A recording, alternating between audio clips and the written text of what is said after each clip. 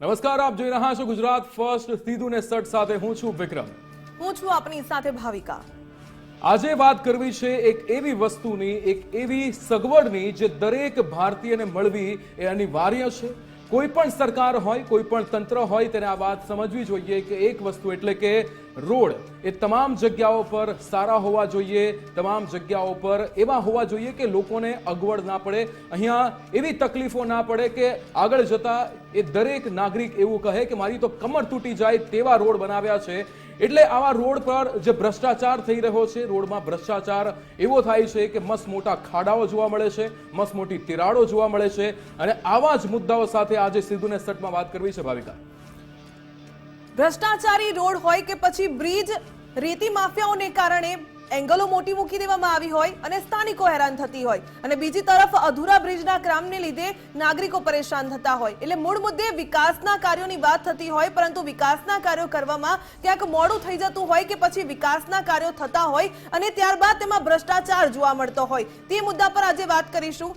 વિકાસના કાર્યોમાં સૌથી મહત્વની વાત કે પ્રજાના કરોડો રૂપિયાના ટેક્સના આધારે જે રોડ રસ્તાનું બાંધકામ કરવામાં આવે કે પછી જે બ્રિજનું બાંધકામ કરવામાં આવે, પરંતુ તે સહુલિયત માટે હોય, સગવડ માટે હોય નાગરિકોની, પરંતુ એ જ રોડ રસ્તા, એ જ બ્રિજ હવે નાગરિકોને પરેશાન કરે તો શું થાય? સૌથી પહેલા વાત કરીએ સુરતની, તો સુરતના અડાજણ પાલમાં આરસીસી રોડમાં ભ્રષ્ટાચારના આક્ષેપ લાગ્યા. કેમ લાગ્યા? દ્રશ્યો આપ જોઈ રહ્યા છો. પાલિકા અધિકારી અને ખાસ કરીને જે કોન્ટ્રાક્ટરોની સામે સવાલ ઉભા થયા. ગૌરવપથ રોડ પર આરસીસી રોડની ગુણવત્તા પર સવાલ ઉઠ્યા.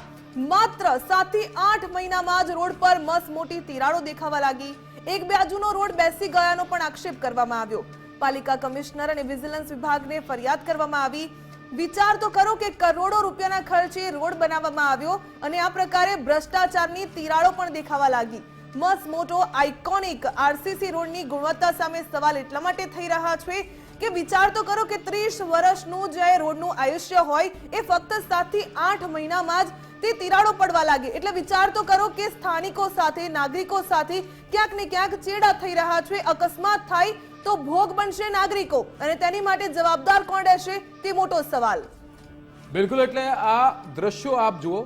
હું મારી ટીમને કહીશ કે ફૂલ સ્ક્રીનમાં બતાવે, કારણ કે આ રોડ એવા રોડ, આરસીસી રોડ જેને કહેવામાં આવે છે, જેમાં તિરાડો એટલી મોટી પડી છે કે આખો હાથ અંદર જઈ રહ્યો છે અને હાથ જ્યારે બહાર કાઢે છે ત્યારે રોડ પણ ઉખડતો હોય તેવા આ દ્રશ્યો આ સુરતના જોવા મળી રહ્યા છે. આ અડાજણ પાલના આ આરસીસી રોડના દ્રશ્યો છે.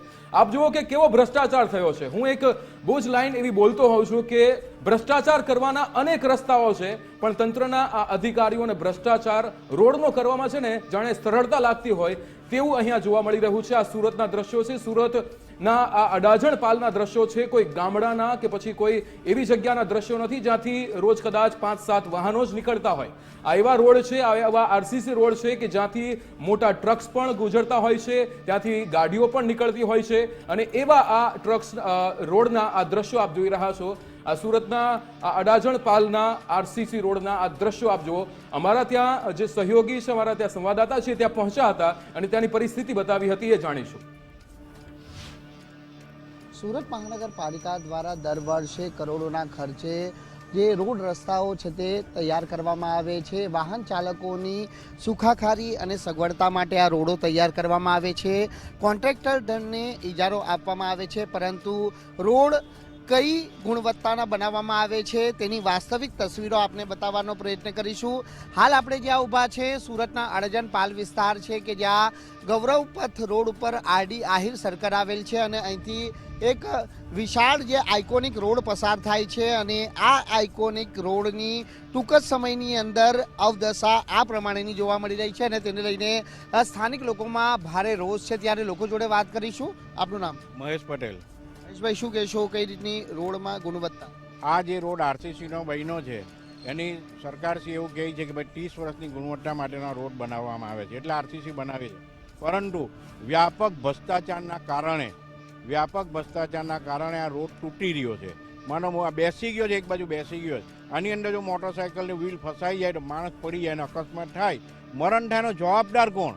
આ કોન્ટ્રાક્ટરોની મિલીભગતના કારણે, અધિકારીઓ અને કોન્ટ્રાક્ટરની મિલીભગતના કારણે સરકાર પણ બદનામ થઈ રહી છે અને આ લોકોના ગજવા ભરાઈ રહ્યા છે. અને રોડ આજે નવો મહિને 6-7 મહિના થયા છે ને આ રોડ તૂટી રહ્યો છે. તો આરસીસી રોડ કોઈ તૂટે એવું સાંભળ્યું છે કોઈ, પણ અહીંયા તૂટી રહ્યો છે. ક્યાં ફરિયાદ કરવા? મેં અત્યારે મ્યુનિસિપલ કમિશનર છે અને વિજય ઓફિસરને ફરિયાદ મેલ દ્વારા કરી છે. બિલકુલ અન્ય લોકો શું કહે છે? આપનું નામ? હસમુખ પટેલ, ક્યાં રહેવાસ? પાલનપુર ગામ. શું કહેશો, રોડની કઈ રીતની અવદશા? જે હમણાં બન્યો છે ને, મમતા લગી આખો જ ફાટી ગયેલો છે. જો વધારે વરસાદ પડે ને તો પેલી સાઈડ પર આખું પડી જાય તો મોટી જાનહાનિ થાય એવું છે, અને કોઈ ધ્યાન આપતું નથી.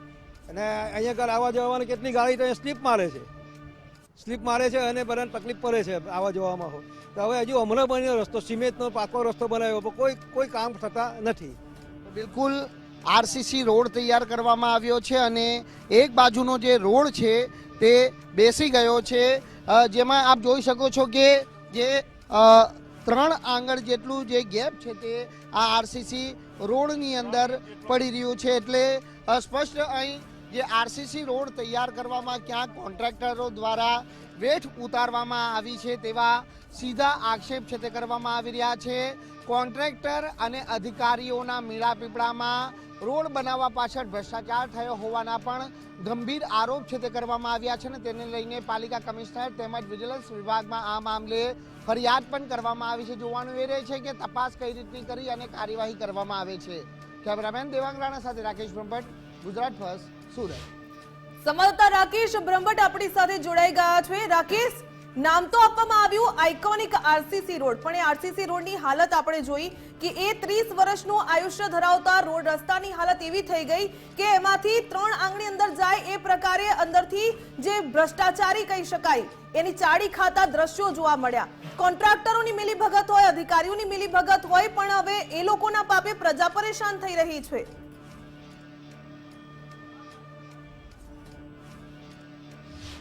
બિલકુલ સુરત મહાનગરપાલિકા દ્વારા દર વર્ષે લાખો કરોડો રૂપિયાના ખર્ચે જે રોડ રસ્તાઓ તૈયાર કરવામાં આવે છે, વાહન ચાલકોની સુખાકારી માટે આ રોડ રસ્તા છે તે બનાવવામાં આવતા હોય છે અને તેની કામગીરી છે તે કોન્ટ્રાક્ટરોને ઇજારદાર પર સોંપવામાં આવતી હોય છે. અને રોડ રસ્તાનું જે સતત મોનિટરિંગ કરવાની જે જવાબદારી હોય છે તે ડેપ્યુટેડ કમિશનર કક્ષાના અધિકારીઓની હોય છે. પરંતુ સુરતના જે અડજણ પાલ વિસ્તારમાં આવેલા ગૌરવ પથ રોડ પર આરડી સર્કલ આવેલ છે કે જ્યાં જે હાલ 7 મહિના પહેલા જે આરસીસી રોડ તૈયાર કરવામાં આવ્યો હતો, આ રોડને આઇકોનિક નામ આપવામાં આવ્યું છે, પરંતુ આ રોડની પાછળ બનાવવામાં ક્યાંક વેઠ ઉતારવામાં આવી છે. કરોડો રૂપિયાના ખર્ચે રોડ તો બનાવી દેવામાં આવ્યો, પરંતુ આ રોડની ગુણવત્તા કેટલી તે સવાલ અહીં ચોક્કસથી એટલા માટે ઉઠી રહ્યા છે કે સ્થાનિક લોકો દ્વારા છે તે રોડ બનાવવા પાછળ કોન્ટ્રાક્ટર અને અધિકારીઓના મેળાપીપળામાં મોટો ભ્રષ્ટાચાર થયા હોવાનો આક્ષેપ છે તે કરવામાં આવી રહ્યો છે. એક બાજુનો જે આરસીસી રોડ છે તે બેસી ગયો છે અને જે રોડની જે વચ્ચોવચ્ચ આવેલ છે તેના જગ્યામાં એક મોટો ગેપ પણ જોવા મળી રહ્યો છે. એટલે 30 વર્ષનો આયુ ધરાવતો આરસીસી રોડ એકાએક આ પ્રમાણે બેસી જવો એ ચોક્કસ ભ્રષ્ટાચાર તરફ સંકેત કરી રહ્યા છે. અને તે જ કારણ છે કે સામાજિક અગ્રણીઓ અને સ્થાનિક લોકો દ્વારા પાલિકા કમિશનર અને વિજિલન્સ વિભાગની અંદર આ મામલે લેખિતમાં ફરિયાદ કરવામાં આવી છે અને તાત્કાલિક ધોરણે આ મામલે તપાસ કરી જવાબદારો સામે કાર્યવાહી કરવામાં આવી, જે માંગ છે તે કરવામાં આવી છે. આપણે જણાવી દઈએ કે સુરતની જનતા લાખો કરોડો રૂપિયાનો ટેક્સ સુરત મહાનગરપાલિકાને ચૂકવે છે અને ટેક્સના રૂપિયામાંથી જ આ રોડ રસ્તાઓ બનાવી અને લોકોની સુખાકારી માટેની જે સુવિધા અને વ્યવસ્થા કરવામાં આવે છે. પરંતુ શું ખરેખર જે રોડ રસ્તાઓ બને છે એ સારી ગુણવત્તાના બને છે કે કેમ તે સવાલ અહીં ચોક્કસથી ઉપસ્થિત થઈ રહ્યા છે. માત્ર આ એક રોડ નથી, પણ શહેરના આવા અનેક રોડ રસ્તાઓ છે કે જે તિરાડો પડી છે, ક્યાંક ખાડા ખાબોચિયા પડ્યા છે, પરંતુ આ રોડ રસ્તાઓની સમારકામગીરી હજી સુધી કરવામાં આવતી નથી. અને તેને લઈને જ કોન્ટ્રાક્ટરો અને ઇજારદારો અને જે અધિકારીઓ કે જે સંબંધિત અધિકારીઓની જવાબદારી બને છે, આ અધિકારીઓ જે છે તે ફાટીને ધુમાડે ગયા હોય તે વાતને અહીં નકારી શકાય તેમ નથી અને તેની હાલાકીનો જો ભોગ બનતી હોય તો તે સામાન્ય જનતા છે. જી બિલકુલ રાકેશ, અહીંયા મને તો સવાલ એ જ થઈ રહ્યો છે કે આ તમામ જે અધિકારીઓ છે, આ કોન્ટ્રાક્ટર છે, શું એ આ રસ્તા પરથી પસાર નહીં થતા હોય? શું એમનો આ રસ્તો નથી કે પછી કદાચ એ ઉડીને જતા હશે, એમને આ રસ્તો કદાચ આવતો જ નહીં હોય, એમના રસ્તામાં કે એમની ગાડીને આ રસ્તો એના ઉપરથી પસાર થવાનો કદાચ સમય નહીં મળતો હોય? કારણ કે શું મને જવાબ આપશો રાકેશ કે આ અધિકારીઓ કે પછી આ કોન્ટ્રાક્ટરોએ આ રોડ પર જે ફરિયાદો ઉઠી રહી છે એમાં કોઈ જવાબ આપ્યો? એમનો કોઈ રિસ્પોન્સ સામે આવ્યો ખરા?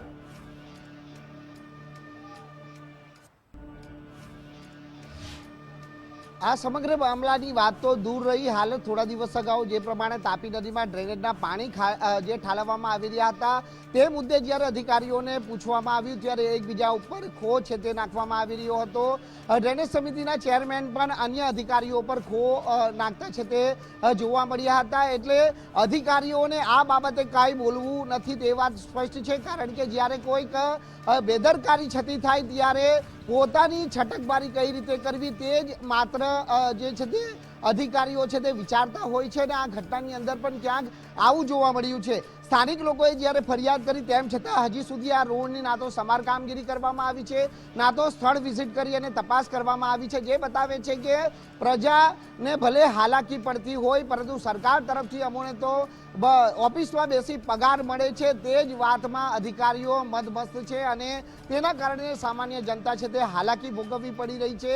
ત્યારે આ ઘટનાની અંદર ફરિયાદ બાદ પણ હવે પાલિકા કમિશનર કે હાલ જે ચાર્જ સંભાળે એમ રાજન છે તેઓ આ ઘટનાની ગંભીરતાપૂર્વક નોંધ લે છે કે કેમ તે એક સવાલ અહીં ઉપસ્થિત થઈ રહ્યો છે. જોવાનું એ રહે છે કે કાર્યવાહી આ ઘટનાની અંદર કોઈ થાય છે કે કેમ. જી રાકેશ, અધિકારીઓ છટકબારી શોધી લેશે પણ કોઈ દુર્ઘટના સર્જાઈ, કોઈ અકસ્માત થયો અને કોઈ મોતને ભેટ્યું તો તેની માટે જવાબદાર કોણ રહેશે? આ પ્રકારે છટકબારી શોધીને અધિકારીઓ જતા રહેશે, પરંતુ આ કોન્ટ્રાક્ટરો જેને કોન્ટ્રાક્ટ આપવામાં આવ્યો હતો તેની સામે પણ કાર્યવાહી થવી જરૂરી છે. શું આવી કંપનીઓ સામે, આવા કોન્ટ્રાક્ટરો સામે બ્લેકલિસ્ટ કરી શકાય તે સુધીના પગલાં લેવાઈ શકે?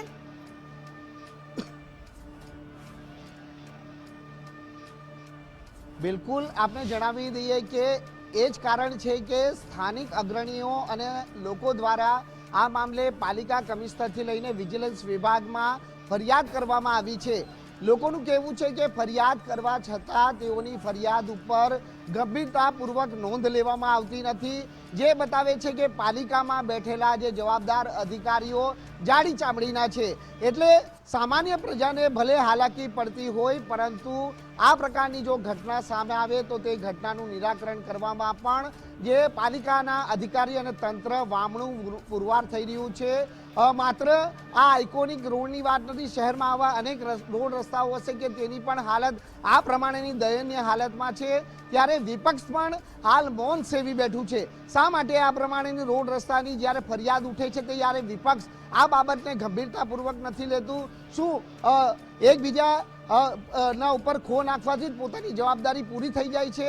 આવા સવાલ લોકો ચોક્કસથી ઉઠાવી રહ્યા છે, કારણ કે કોર્પોરેશન દ્વારા આ જે કરોડ રૂપિયાના ખર્ચે આરસીસી રોડ બનાવવામાં આવ્યો હતો ને તે રોડ છે તે હાલ એક તરફનો બેસી ગયો છે અને રોડની અંદર જે તિરાડો પણ પડી ગઈ છે. એટલે તપાસ થવી ચોક્કસથી જરૂરી છે. જી બિલકુલ રાકેશ, ધન્યવાદ તમામ જાણકારી સાથે જોડાવા બદલ. સવાલો તો અનેક થઈ રહ્યા છે પરંતુ જવાબ કોણ આપશે? અધિકારીઓ છટકબારી શોધી રહ્યા છે, જાડી ચામડીના આ અધિકારીઓ કોઈ જવાબ આપવા તૈયાર નથી, પરંતુ તંત્ર ન વાકે પ્રજા કેમ પરેશાન થાય? પ્રજા ટેક્સના પૈસા ચૂકવે, સારી સગવડો મળે તેની માટે રોડ રસ્તાની આવી ભ્રષ્ટાચારી ચાડી ખાતા દ્રશ્યો જોવા મળે કે પછી દુર્ઘટના સર્જાય ત્યારબાદ કોઈની રાહ જોઈને બેસવાની કે ભાઈ દુર્ઘટના સર્જાય પછી કોઈ આવશે કે નહીં, પછી કહી શકાય ઘણીવાર એવું સાંભળ્યું છે કે પગલાં લેવામાં આવશે, તપાસ થશે, પરંતુ અત્યારે જ આગ લાગી જાય પછી તેને હોલવા જવાનો કોઈ મતલબ નથી, કૂવો ખોદવા જવાનો કોઈ મતલબ નથી.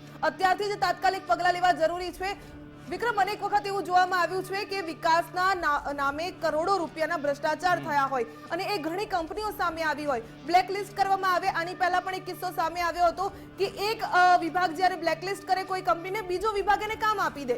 શા માટે તમામ વિભાગોમાંથી તેને બ્લેકલિસ્ટ કરવામાં આવે, કરોડોના પૈસા ખર્ચવામાં આવે, કરોડો રૂપિયા ખર્ચવામાં આવે અને ત્યારબાદ પણ કોઈ ગુણવત્તા ન હોય તો શું કામ એમને કામ આપવું? એટલે ભાવિકા, મને એવું લાગે છે કે આપણે છે ને તંત્રની બેદરકારીના એક એવા લૂપમાં ફસાઈ ગયા છીએ કે જ્યાં આપણે એવું જોઈએ છીએ કે એક ઘટના બને છે, ઘટના બન્યા બાદ એ જે પણ અધિકારી હોય કે જે પણ કોન્ટ્રાક્ટર હોય એને ક્યાંક બેદખલ કરવામાં આવે છે અને બ્લેકલિસ્ટ કરવામાં આવે છે અને ફરીવાર મોટી મોટી વાતો કરવામાં આવે છે કે અમે તમામ બ્રિજને તપાસીશું, અમે તમામ બ્રિજને તપાસીશું અને એમાં જો કોઈ તિરાડ હશે તો એને ફરીવાર રીડેવલપ કરીશું, કે આ તમામ મોટી મોટી વાતો કરવામાં આવે છે અને ફરીવાર કોઈક બીજા શહેરમાં, અહીંયા એક શહેરમાં એ કામગીરી કરવાની શરૂઆત થઈ ગઈ હોય પણ બીજા શહેરમાં ફરીવાર એ જ કામગીરી કે એ જ જે ફરિયાદ છે ઉઠતી હોય છે અને ફરીવાર ત્યાં પણ આ જ લૂપ શરૂ થતું હોય છે છે અને ક્યાંક કોઈ ઘટના બની જતી હોય છે અને ત્યારે તમામ અધિકારીઓ તમામ લોકો એ જાગતા હોય છે. એટલે એક લૂપમાં ફસાઈ ગયા છીએ અને એવા જ એક લૂપની અહીંયા એક બીજી ઘટના વિશે વાત કરવી છે, જે ઘટના નર્મદાની છે. નર્મદાની અંદર એક એવી ઘટના બની છે કે ક્યાંક કોઈ બીજાને અહીંયા રોકવા માટે સ્થાનિકોને પરેશાની ભોગવવાનો વારો આવ્યો છે. નર્મદા જિલ્લાના પોઈચા નજીક નર્મદા નદી પર આવેલા રંગ સેતુ બ્રિજ પર ભારે વાહનો માટેના પ્રતિબંધને કારણે સ્થાનિકો અને પ્રવાસીઓને મુશ્કેલીનો સામનો કરવો પડી રહ્યો છે. તમને સવાલ થતો હશે કે આ તો સારી બાબત છે કે મોટા વાહનો પર પ્રતિબંધ મૂકવામાં આવે, પરંતુ અહીંયા વાત એ છે કે બ્રિજની જર્જરિત હાલતને કારણે ભારે વાહનો માટે બંધ કરાયેલા પુલ પર રેતી માફિયાઓ દ્વારા ટ્રકો છે તે ચલાવવામાં આવતી હતી, જેને અટકાવવા માટે તંત્ર દ્વારા એંગલ લગાવવામાં આવી, પરંતુ રેતી ટ્રકોએ પહેલા એંગલ તોડી નાખી અને ત્યારબાદ તંત્રએ વધુ મજબૂત 2.80 મીટર ઊંચા હેવી એંગલ લગાવ્યા. હવે તેને તોડવું તો મુશ્કેલ બન્યું, પણ આને કારણે હવે ટ્રેક્ટર પણ પસાર ન થઈ શકતા ખેડૂતોને શેરડી અને અન્ય પાક રાજપીપળા લાવવામાં મોટી તકલીફનો સામનો કરવો પડી રહ્યો છે. રાજપીપળાથી વડોદરા જતા મુખ્ય માર્ગ પર આવેલા પુલ પરથી એસટી બસ અને અન્ય વાહનો બંધ થતા સ્થાનિક નાગરિકોને પણ હાલાકી ભોગવવી પડે છે. ખાસ કરીને વડોદરા જિલ્લાના કરજણ નજીકની ખાનગી કંપનીમાં કામ કરતી આશરે 40 મહિલાઓને કંપનીની બસ પુલના છેડે જ ઉતારી દે છે. એટલે આ તો એવું થયું કે રેતી માફિયાઓના પાપે હવે સ્થાનિકો પરેશાન થઈ રહ્યા છે. એટલે તમે વિચાર કરો કે ત્યાંથી જો પગપાળા જવું હોય તો 15 થી 20 કિલોમીટર તમારે ચાલીને જવું પડે. પોઈચા સ્વામિનારાયણ મંદિર કે જેના જે દર્શનાર્થીઓ હોય એ પ્રવાસીઓને 50 થી 60 કિલોમીટર વધારે એને ફેરો ખાવો પડે છે. સ્થાનિકો મુસાફરો કે જે તાત્કાલિક પુલ ખોલવા માટે વૈકલ્પિક વ્યવસ્થા કરે તેની માંગ કરી રહ્યા છે કેટલા પણ દિવસોથી, પણ હજુ અહીંયા રોજિંદા જીવનમાં જે મુશ્કેલીઓ આવી રહી છે તેને કેવી રીતે દૂર કરવી એ કદાચ તંત્રને હજુ ખ્યાલ જ નથી આવ્યો. એટલે આપ જુઓ કે આ ઘટના કેવી છે.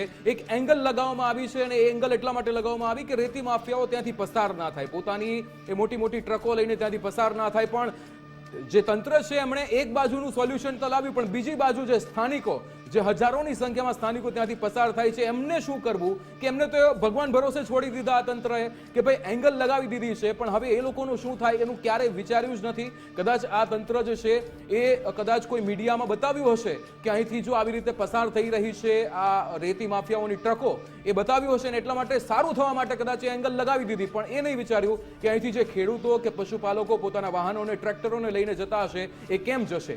શ્રદ્ધાળુઓ જે પોઈચા સ્વામિનારાયણ મંદિર જાય છે 50 થી 60 કિલોમીટર દૂર એમને વધારાનો ફેરો મારવો પડશે એ નહીં વિચાર્યું. ભાવિકા, રેતી માફિયાઓ જે એંગલ તોડી નાખતા હતા એટલા માટે હેવી એંગલ લગાવી દેવામાં આવી, પણ હેવી એંગલ લગાવી તો જરા ખેડૂતોનો તો વિચાર કરો. જે મહિલાઓ ત્યાંથી પસાર થતી હોય એમને બ્રિજના છેડે જ ઉતારી દેવામાં આવે, કારણ કે તેઓ બસ મોટી જઈ જ ના શકે. એટલે વિચાર તો કરો કે હવે સ્થાનિકો તો ક્યાંક ને ક્યાંક હેરાન થઈ જ રહ્યા છે. બિલકુલ. એટલે આજે સ્થાનિકો કે એમની જે ફરિયાદ છે એ સાંભળી. આરએમબી ડભોઈ તરફથી પહેલી હલકી ગટર લગાવવામાં આવી હતી અને મોટી ગાડીઓ સરકીને તોડી નાખવામાં આવી. અત્યારે મોટો ગટર લગાવવામાં આવ્યો છે. હવે જે બ્રિજને એની જે ગુણવત્તા સારી રહેશે, ભારે વાહનોથી કોઈ નુકસાન નહીં થાય. અહીંથી જતા હતા ટ્રેક્ટરો, પણ અહીં રેતીની ટ્રકો આવતી હતી એટલે અહીંથી વિંગલ મારી દીધી. વિંગલ મારવાના કારણથી અમને 20 કિલોમીટર થાય એટલે બંધ કરી દીધું, પણ અમને હવે તકલીફ થઈ ગઈ ને. હવે હા, ખેડૂતોને હવે તકલીફ થઈ ગઈ. અમારો માલ કાયમ જતો હતો બંધ થઈ ગયો. હા, અમારો માલ જે કાયમ જતો હતો એ બંધ થઈ ગયો અને અમને હવે તકલીફ આવે, ફેરો હોય થઈ ગયો અને ડીઝલનો વધારો હોય. અમને બોર્ડ એકચ્યુઅલી બહુ આગળ માર્યું હોય કે પહેલેથી એ રીતે હોય તો અમને ખબર પડે કે મારે બીજું ડાયવર્ઝન લેવું જોઈએ. ખબર નહીં, સાંજનો સમય છે, જમવાનો ટાઈમ થઈ ગયો છે, અંધારું થઈ જશે, ફેમિલી સાથે છે, શું કરવું એ કન્ફ્યુઝન છે, બહુ જ કન્ફ્યુઝન છે. એ એમ કે છે કે અહીંયાથી ના જાય તો આપણે બહુ બધું ડિસ્ટન્સ હજુ કાપવું પડશે, આખો સર્કલ આખો લેવો પડશે અને આવતીકાલે અમારે જવાનું છે ત્યાંથી. તો અમે સાંજથી જઈએ, સાંજથી આવ્યા તે વખતે તો પછી ને આ લોકોએ બ્રિજ બંધ કરી દીધો, એટલે પછી અમને ત્યાંથી અહીં લગીને આવવું પડે છે. તો સવારમાં 6:30 અમે આવીએ તો પછી 5:30 અમે છૂટે તો કોઈ 8:30 બી થઈ જાય આવતા તો અંધારું પડી જાય. અંધારું તો અમારા લોકોને કોણ લેવા આવે? તો પછી અમને એમ થયું કે ચાલ આગળ રજૂઆત કરી. તો અમે દશાબેન પાસે ગયા તો દશાબેને કીધું કે સારું એમ કે આગળ અમે કહેશું એમ. તો અમે 2 વખત ગયા તો એ કશું કંઈ કીધું ના કે ચાલ કશે આપણે વાત કરીએ, કલેક્ટર સાહેબ જોડે વાત કરશું. તો એ લોકો અને ચિત્તાઓ બહુ હેરાન કરે અને અમારા ઘરવાળા મજૂરિયા હવે અમને પણ લેવા આવે, કોઈ બહેનોનું હોય કે ના હોય. તો મને જવાની બહુ તકલીફ થાય, તો મને બસ જવા દે તો મને સારું પડે, તો બહુ તકલીફ પડે મને જવાની. પેલા રૂન ચોકડી લગીને આવતી હતી તો બેનો શાંતિથી જતી હતી આવતી હતી, હમણાં બ્રિજમાં આવવા દેતા નહીં, જવા દેતા નહીં, એટલે મને બહુ હેરાન થાય.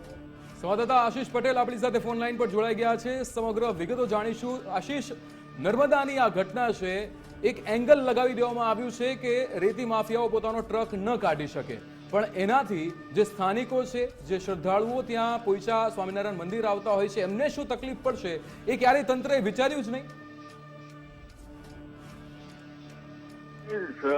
પોઈચા ખાતે આવેલ, નર્મદામાં આવેલ પોઈચા ખાતે જે રંગ સેતુ બ્રિજ છે, એ બ્રિજને છેલ્લા 6 મહિનાથી ભારે વાહન માટે બંધ કરી દેવામાં આવ્યો છે, પરંતુ જે ભારે વાહનોમાં બંધ કરાતા જે રેતી માફિયાઓ છે, રેતી માફિયાઓ દ્વારા વારંવાર આ ટ્રકો અહીંથી પસાર કરી દેવામાં આવે છે. કેટલીક વાર જે માર્ગ અને મકાન વિભાગ દ્વારા એંગલ લગાવવામાં આવી હતી, એ એંગલ પણ 2 દિવસ પહેલા જ તોડી નાખી અને ફરી પાછી રેતીની ટ્રકો ચાલુ કરવામાં આવી હતી. અને એ બાબતે ગુજરાત ફર્સ્ટે પણ આ જે ન્યૂઝ બતાવ્યા હતા, ત્યારબાદ તંત્ર જાગ્યું હતું ને હવે આ ગઈકાલે જે એમને હેવી એંગલ એટલે કે જે ગટર જેવું મોટો એંગલ લગાવી દેવામાં આવી છે, જેને લઈ જે ભારે વાહનો છે જઈ શકે નહીં. પરંતુ વાત એ છે કે જ્યારે પહેલા 4 મીટર જેટલી ઊંચાઈ પર એંગલ હતી ત્યારે ભારે વાહન જઈ શકતા હતા, પરંતુ જે અત્યારે હવે 2.80 મીટરે એંગલ કરી દીધી છે અને ભારે વાહનો બંધ કર્યા, પરંતુ સાથે સાથે જે 4 વ્હીલ જે ટેમ્પા ટ્રાવેલ્સ ને એવા જે ગાડીઓ જતી હતી તે પણ બંધ થઈ જવાને કારણે હાલ લોકોને, સ્થાનિકોને હેરાનગતિ થઈ રહી છે. કારણ કે જે નર્મદા જિલ્લાના અનેક કેટલા ગામડાઓમાંથી લોકો વડોદરા અને કરજણ સુધી જે કંપનીઓ આવેલી છે, નોકરી કરવા મહિલાઓ જાય છે, પરંતુ એ નોકરીમાં રાત્રે જ્યારે પરત ફરે છે ત્યારે એમને કોઈ સાધન ના મળવાને કારણે એ પોતાના ઘેર 7 થી 8 કિલોમીટર ચાલી અને જવાનો વારો આવે છે. હાલ તો તંત્ર એ રેતી માફિયાઓ માટે જે રોક કરવા માટે એંગલ તો લગાવી દીધી, પરંતુ હવે જે પ્રવાસીઓ જે છે, પોઈચા આવતા પ્રવાસીઓ છે, સ્થાનિકો જે રોજગારી માટે જાય છે, એ લોકોને હવે મુશ્કેલીનો વેઠવાનો વારો આવ્યો છે. જી બિલકુલ આશીષ, સમગ્ર માહિતી સાથે જોડાવા બદલ આપનો આભાર. એટલે આપ જોઈ શકો છો કે કેવા અલગ અલગ રીતના અહીંયા તંત્ર દ્વારા, તંત્રની બેદરકારી દ્વારા સમસ્યાઓ જે છે એ સ્થાનિકોને પડી રહી છે. વધુ એક સમસ્યા વિશે વાત કરીશું અને એ સમસ્યા એવી છે કે જ્યાં એ ફ્લાયઓવર કેમ બની રહ્યો છે, શું કામ બનાવવામાં આવી રહ્યો છે, એ જ સવાલ થઈ ગયો છે. ભાવિકા, ભાવનગર જિલ્લાના તીર્થધામ પાલીતાણામાં શહેરી વિકાસ યોજના હેઠળ ચાલી રહેલા ફ્લાયઓવર બ્રિજનું નિર્માણ છેલ્લા 4 વર્ષથી વધુ સમયથી ચાલી રહ્યું છે અને અધૂરું પડ્યું હોય તેમ કહી શકાય. ત્યારે હવે આ બ્રિજની જરૂરિયાત પર તો સવાલ ઉઠી જ રહ્યા છે, પરંતુ બ્રિજને કારણે ટ્રાફિકની સમસ્યાઓ પણ વધી અને જનતાના ટેક્સના પૈસાનું પાણી થઈ રહ્યું છે. શહેરમાં પ્રવેશતા પહેલા જ આ અધૂરો ઓવરબ્રિજ લોકો માટે માથાના દુખાવા સમાન બની ગયો, કારણ કે ₹30 કરોડથી વધુના ખર્ચે બની રહેલા આ બ્રિજનું કામ ધીમું ચાલતા હવે યાત્રિકો અને સ્થાનિકોને પણ મુશ્કેલીનો સામનો કરવો પડે છે. શહેરમાં જવા માટે 2 કિલોમીટર જેટલો વધારાનો ફેરો લેવો પડે, એટલે વિચાર તો કરો, એક તો સમયનો પણ વેડફાટ, ઈંધણનો પણ વેડફાટ અને વૈકલ્પિક રસ્તો બનાવવામાં આવે તેવી સ્થાનિકોએ માંગ કરી. પરંતુ છેલ્લા 4 વર્ષથી ગોકળ ગતિએ ચાલતા કામને કારણે ત્રાહિમામ પોકારી ઉઠ્યા છે સ્થાનિકો. અનેક વખત રજૂઆત કરવા છતાં કામમાં કોઈ જ વેગ નથી આવ્યો. લોકોની માંગ છે કે તાત્કાલિક કામ પૂર્ણ કરીને આ અધૂરા બ્રિજને લોકાર્પણ માટે મૂકવામાં આવે, જેથી ટ્રાફિક જામ અને લોકોને હાલાકી પડી રહી છે તેમાંથી રાહત મળે. બિલકુલ. એટલે પાલીતાણા એટલે કે તીર્થનગરી પાલીતાણામાં છેલ્લા 4.5 વર્ષથી શહેરી વિકાસ યોજના અંતર્ગત ફ્લાયઓવર બ્રિજ છે, તે બ્રિજનું કામ છે તે અત્યારે અહીંયા છેલ્લા 4.5 વર્ષથી ગોકુળ ગતિએ જોવા મળી રહ્યું છે. જોકે લોકો જે છે તે લોકો કહી રહ્યા છે કે આ જે બ્રિજ છે તે બ્રિજની અહીંયા જરૂર જ નહોતી. માત્ર 400 મીટર જે જગ્યામાં આ જે બ્રિજ છે તે બ્રિજ 30 કરોડ ઉપરના જે ખર્ચે આ જે બ્રિજ છે તે બ્રિજનું નિર્માણ અહીંયા થઈ રહ્યું છે, પરંતુ આ બ્રિજની અહીંયા કોઈ પણ પ્રકારે જરૂર નથી તે પ્રકારની વાત છે તે લોકો પણ કરી રહ્યા છે. પરંતુ ક્યાંક ને ક્યાંક પ્રજાના પૈસાનું, ટેક્સનું જે પાણી છે તે પાણી થતું હોય તે પ્રકારના દ્રશ્યો અહીંયા જોવા મળી રહ્યા છે. બીજી તરફની વાત કરીએ તો આ જે સામે કહી શકાય કે બાયપાસ છે, એટલે કે સિટીમાંથી આ તરફ આવવું હોય તો 1.5 કિલોમીટર ફરીને આવવું પડે છે. એટલે કે આ રસ્તો છેલ્લા 4.5 વર્ષથી બંધ હોવાના કારણે લોકોને પણ હાલાકીનો સામનો જે છે તે કરવો પડી રહ્યો છે. છેલ્લા 4.5 વર્ષથી લોકો પણ જે છે તે હેરાન થઈ ચૂક્યા છે. એક તરફ પ્રજાના પૈસાનું, ટેક્સનું પાણી પણ થઈ રહ્યું છે, બીજી તરફ આ જે રસ્તો છે તે રસ્તો 4.5 વર્ષથી બંધ હોવાના કારણે અહીંના જે સ્થાનિકો હોય અથવા તો કહી શકાય કે આ તીર્થનગરી હોવાના કારણે યાત્રાળુ હોય છે તે યાત્રાળુઓને પણ 1.5 કિલોમીટર ફરી અને અહીંયા જે છે તે સિટીમાં આવવું પડતું હોવાના જે દ્રશ્યો છે તે સામે આવી રહ્યા છે. પરંતુ ક્યાંક ને ક્યાંક નિર્ભર તંત્ર ક્યારે જાગશે ને ક્યારે આ બ્રિજ બનાવવામાં આવશે તે જોવું રહ્યું. જોકે અહીંયા આગળ કહી શકાય કે છેલ્લા ઘણા સમયથી ટેક્સના પૈસાનું જે પાણી, પ્રજાના પૈસાનું પાણી છે તે આ બ્રિજ ઉત્તમ નમૂનો અહીંયા જોવા મળી રહ્યો છે. કેમેરા પર્સન વિજય જાદવની સાથે કુણાલ બારડ, ગુજરાત ફર્સ્ટ, ભાવનગર. ઓછામાં ઓછા 33 કરોડના ખર્ચે જે પબ્લિકના ખોટા નાણાંનો દુર્વ્યય કહેવાય એ રીતે જ્યાં જરૂર નથી, હકીકત ઓલરેડી બાયપાસ બાજુમાંથી નીકળેલો છે, છતાંય પબ્લિકના પૈસાનું પાણી કરવા માટે થઈ અને આ પુલ બનાવી રહ્યા છે. અને પબ્લિકને એટલી બાનમાં લીધી, 1 વર્ષથી તો રેલવે ફાટક પણ બંધ છે, જેથી કરીને બાયપાસ ઉપર ટ્રાફિકનું મારણ ખૂબ વધારે વધે છે અત્યારે. અને આ પુલ છેલ્લા 7 વર્ષથી બની રહ્યો, હજી પ્રોગ્રેસ નથી. મારા ખ્યાલથી હજી 2-3 વર્ષ બનતા લાગશે એવું લાગી રહ્યું છે અને પબ્લિકને ખૂબ બાનમાં લીધેલી છે. 3.5 વર્ષથી આ કામ ચાલુ છે, બરોબર. એના લીધે પબ્લિક એટલું હેરાન થાય છે ને મારા ટ્રેક્ટરનું શોરૂમ છે બાજુમાં, મારા ગ્રાહકે એટલા હેરાન થાય છે ને એ વાત જ જાઉં. જો સાઈડમાં બીજો રસ્તો કરે ને તોય તે સંતુષ્ટ થાય, અને કામે પૂરું નથી કરતા વ્યવસ્થિત ટાઈમે છે. 3.5 વર્ષથી આ કામ ચાલુ છે.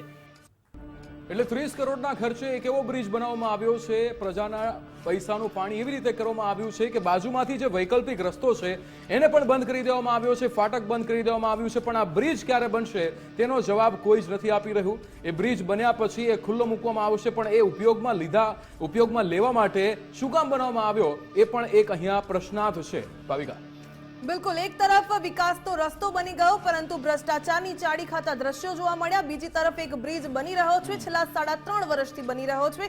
ક્યારે બનશે એ કોન્ટ્રાક્ટરો જાણે, અધિકારીઓ જાણે. બીજી એક સમસ્યા સામે આવી કે ક્યાંક રેતી માફિયાઓને પાપે લોકો પરેશાન થયા, મોટી હેવી એંગલ લગાવી દેવામાં આવી. પરંતુ ક્યારેક તંત્ર જનતાનો પણ વિચાર કરો કે જનતા બિચારી હાલાકી ભોગવતી હોય, સગવડ માટે જ કરવામાં આવે છે, સગવડ માટે જ વિકાસના કામો કરવામાં આવતા હોય તો તંત્ર જરા 2 મિનિટ વિચાર પણ કરી લે. જ્યારે એસી ચેમ્બરમાં બેસીને જે દરખાસ્તો પાસ કરવી હોય કે પછી બિલો પાસ કરવા હોય તેની પર થોડું ધ્યાન આપી દે કે ખરેખર આ કોન્ટ્રાક્ટરોને આ ચૂકવણું કરવું યોગ્ય છે કે નહીં. સીધું ને સટમાં બસ આટલું. વધુ સમાચાર માટે આપ જોતા રહો ગુજરાત ફર્સ્ટ.